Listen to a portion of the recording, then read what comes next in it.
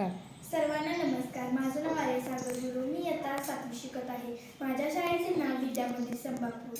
मी तुम्हाला एक प्रयोग करून दाखवणार आहे. माझ्या प्रयोगाचे नाव द्रवाची घनता. तर साहित्य 2 प्लॅस्टिकचे पेले किंवा काचेचे पेले, मीठ, पाणी आणि बटाटा. तर आपण दोन्ही पेल्यामध्ये समान पातळीचे पाणी घालूया.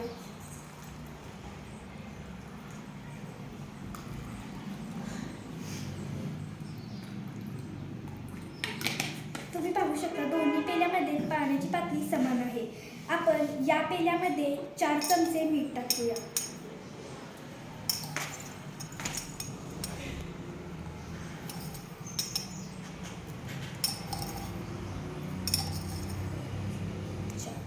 चार चमचे व 4 पेक्षा जरा अधिक मीठ टाकलेले पाण्यामध्ये ढवळा.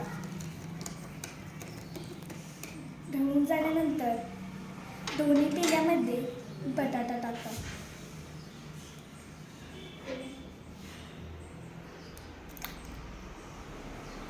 हा बटाटा तळाशी गेलेला आहे, तुम्ही पाहू शकता. आणि हा बटाटा जास्त वर आलेला नाही, पण तळाशी न जाता थोडा का होईना पण वर आलेला आहे.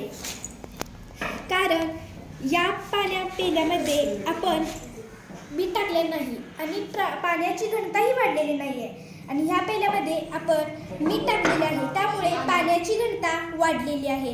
यामुळे बटाटा वर तरंगत आहे.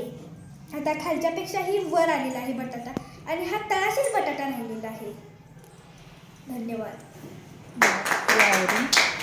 यावरून हे सिद्ध होतं की पाण्याची घनता वाढल्याने बटाटा तरंगायला लागलाय आणि पाण्याची घनता न वाढल्यामुळे बटाटा तळाशी गेलेला आहे.